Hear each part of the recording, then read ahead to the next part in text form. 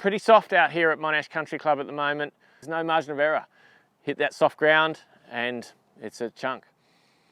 So we're going to help you through a really good process to help you with your chipping technique and simplify things, give you some margin of error, and help you to chip it closer and get up and down more often.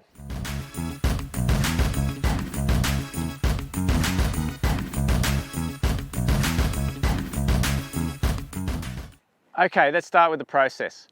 We've missed the green, and the biggest mistake that a lot of club golfers make is they just reach for their sand wedge or the pitching wedge or whatever it is club that they always chip with.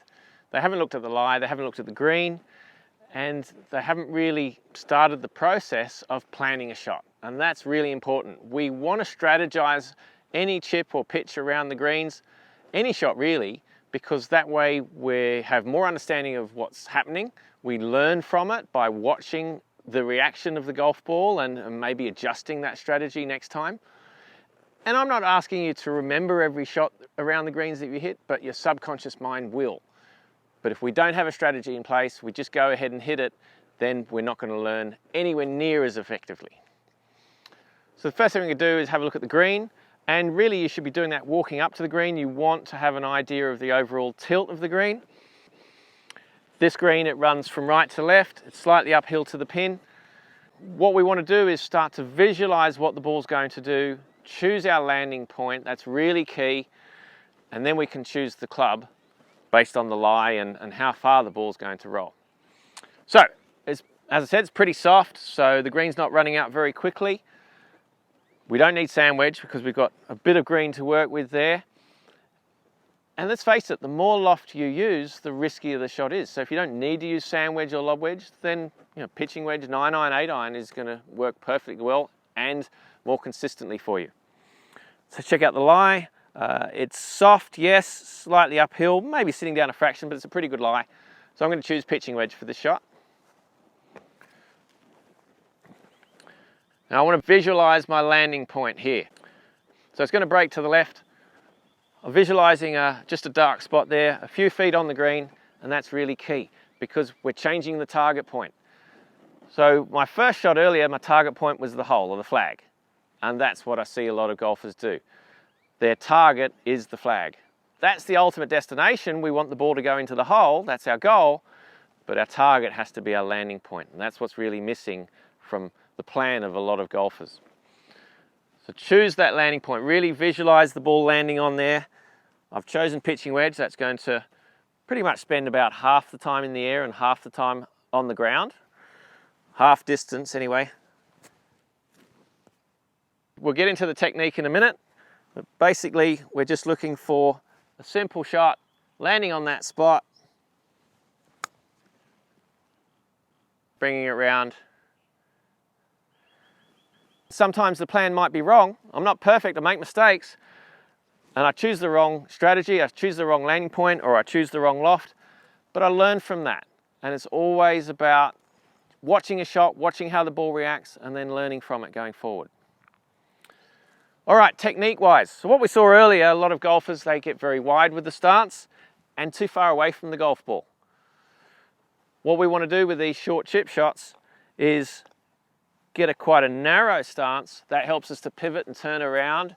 We want to get the trunk involved here, and we want to get closer to the golf ball. The reason we want to get closer to the golf ball is because we want the heel of the club up off the ground a little bit. We want the toe down, because the toe section of the club, of the wedge, sand wedge, 7-iron, whatever it is slightly wider, and it's less likely to grab into the grass. This bit here that's narrow, whenever you chunk a chip or a pitch, 9 times out of 10, it's going to be the heel section, especially if you're too far away from the golf ball and the toe of the club is up off the ground, very easy to snag the grass, chunk your shot. So we're going to get closer, we're going to get more control, come down the grip a little bit, narrow stance so that we can turn and pivot our chest, pivot our torso around the shot more easily, and we're going to get much more control out of this. One more thing that I'm going to talk about here is the club face angle. I'm going to open it slightly. Reason being, that gives me a little bit more bounce on the bottom of the golf club and a bit more spin, a bit more stoppage. I see too many golfers close the club face, especially if they get a bit handsy. And what does the ball do? It runs. A lot of golfers wonder why they can't get the ball to stop. Well, more often than not, they're hooking it. They're reducing the effective loft, not imparting as much backspin as they could, and then obviously the ball's going to roll further. Soft hands, really gentle. My grip pressure is only around 2 or 3 out of 10 here. I'm not grabbing on tightly, really soft. Turn the trunk through and keep it simple. We're using this technique regardless of which club you're using. If you're a player that just has one club for all of your chip shots, then you're making life very difficult for yourself, because you have to learn umpteen different techniques depending on where you want to land it, how far the ball's going to roll, what your lie is. You've got to keep changing your technique and your swing to suit the surroundings. What about a simple technique that you can use with lots of different clubs, whether it be a 7-iron, 8, 9, sand wedge, gap wedge, lob wedge, even a hybrid, choosing the club depending on how far you want the ball to roll. Not how far you want the ball to go, but how far you want the ball to roll. The lower the loft, 7-iron, 6-iron is going to roll a lot. Get into your wedges, your sand wedge, your lob wedge, it's not going to roll very much.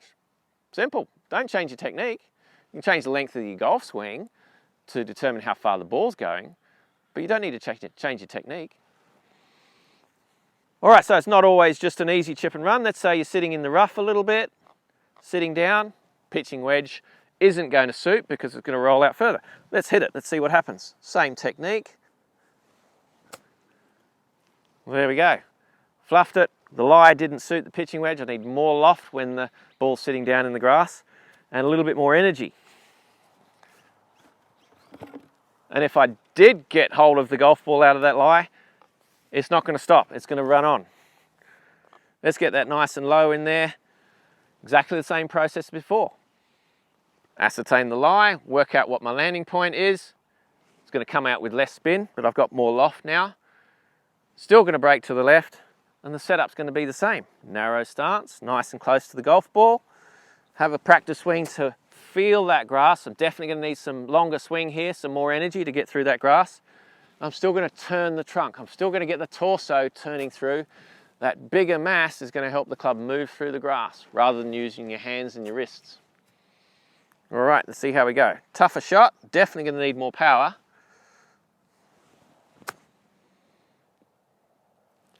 And the extra loft has popped it up higher. Dug into the green a little bit, it's very soft. But you see how I just turned the trunk through to get through that tricky lie, to keep the club moving through the grass. I haven't changed technique, all I've changed is the length of the swing.